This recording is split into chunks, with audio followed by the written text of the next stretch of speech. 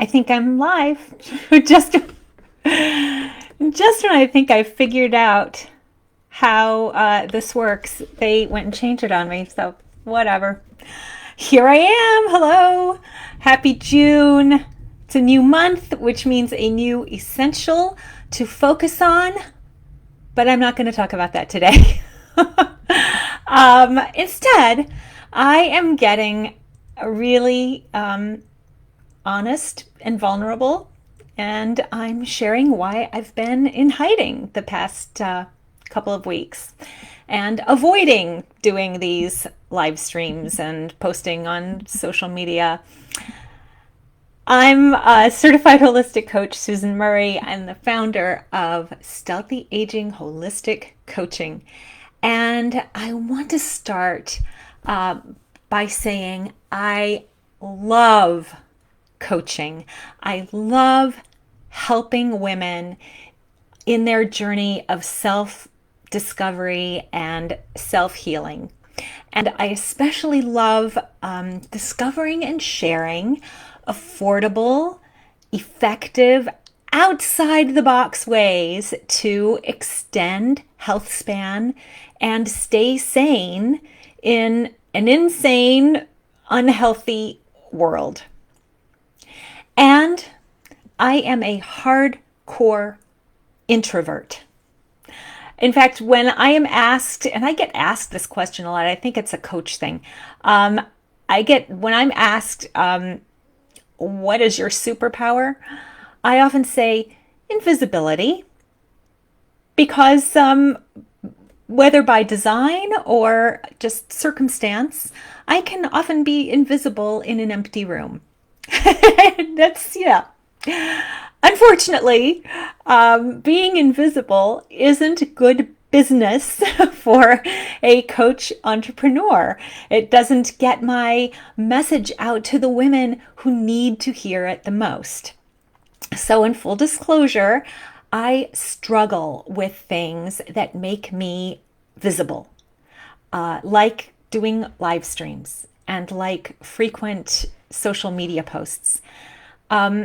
The way my introversion expresses itself is that I can only tolerate putting myself out into the world, interacting with other humans, being visible for just so long before it takes a toll on my mental, emotional, spiritual, and physical well-being. Now, extroversion and introversion are on a spectrum, and it is estimated that up to around 66% of the population is are ambiverts, which means that they have this lovely balance of both extrovert and introvert characteristics, like being ambidextrous. But there are outliers, and I am one.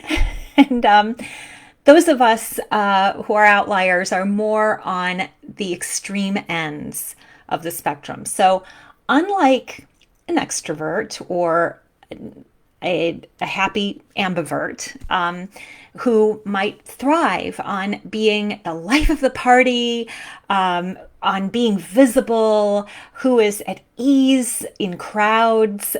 I hate crowds. Unlike that, I need to disengage from society and from visibility to nurture myself and recharge my batteries. And sometimes that takes a while to do. And I have been this way my entire life. It's just only been the last 25 years or so that I have recognized and acknowledged this and have worked to honor it. And I still find myself getting swept up and sucked into societal expectations to act and behave like an extrovert. And it really is a challenge being an introvert in a world that values and rewards and is designed by and for extroverts. And of course, we all understand, or should by now, understand the stress of living a life that denies who we are. So when I disappear periodically from social media or from public in general, that's because I am honoring myself and giving myself the space and time I need to recharge and recover, because it really is a recovery process. And I'm bringing this up now, not only because I have been under the radar for a couple of weeks, really almost a month, but because a news story that has been unfolding over the past week has inspired me to speak out about being a hardcore introvert in an extrovert world. I do not follow sports.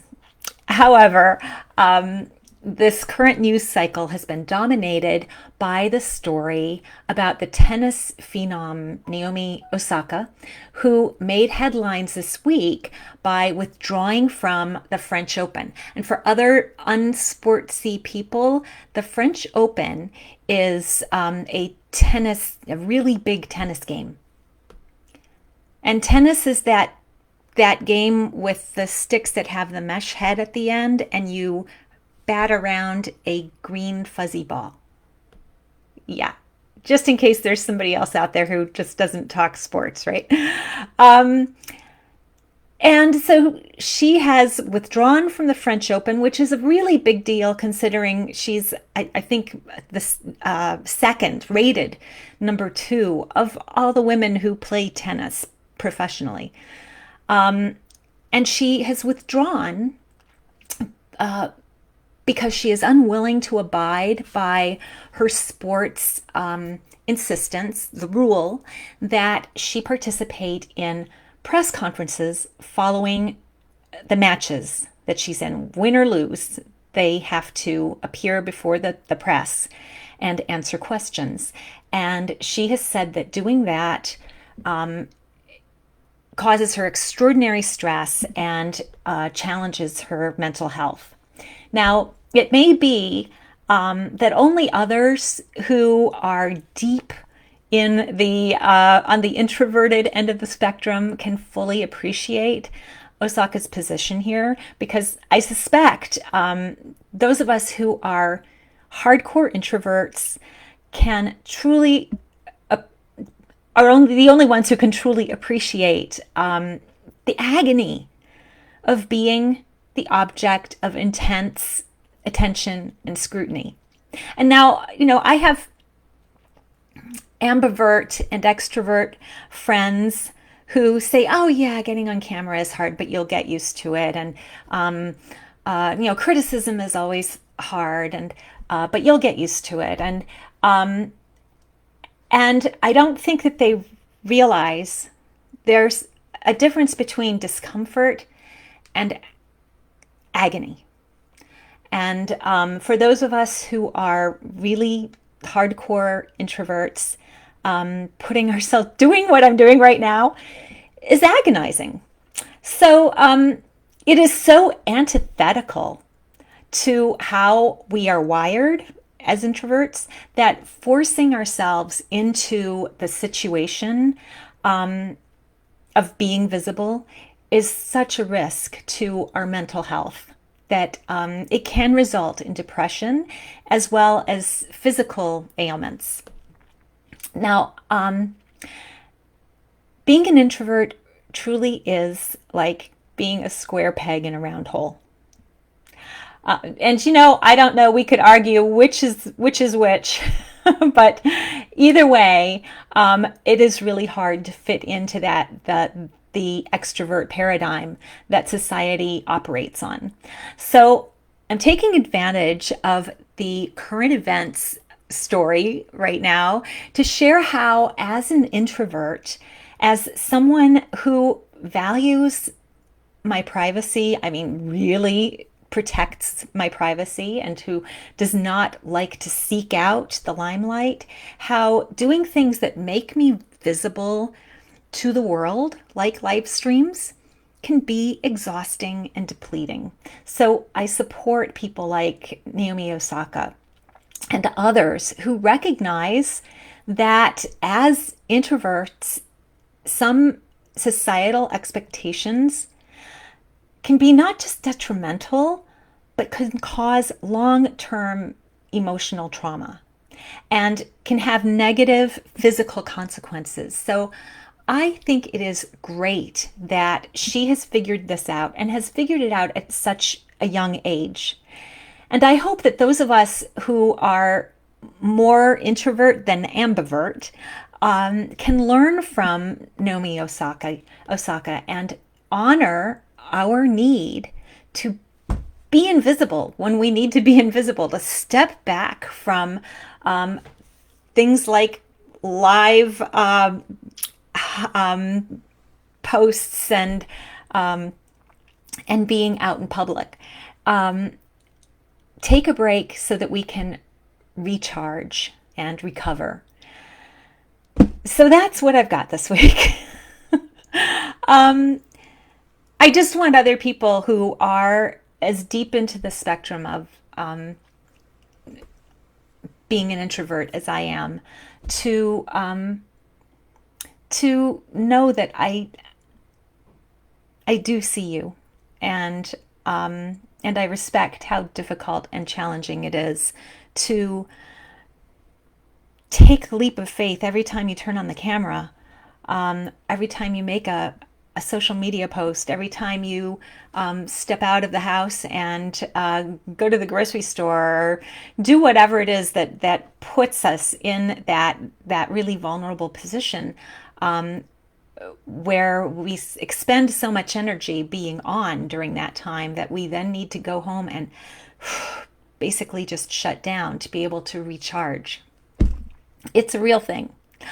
So for the month of June, we are focusing on the essential toxin temperance. And so I guess this talk isn't really too much for some of us. Being out in public is toxic. But anyway, toxin temperance is actually my favorite of the 6 essentials. And so I will be sharing more about that over the coming days and weeks. And until then, wishing you well. And where's the off button?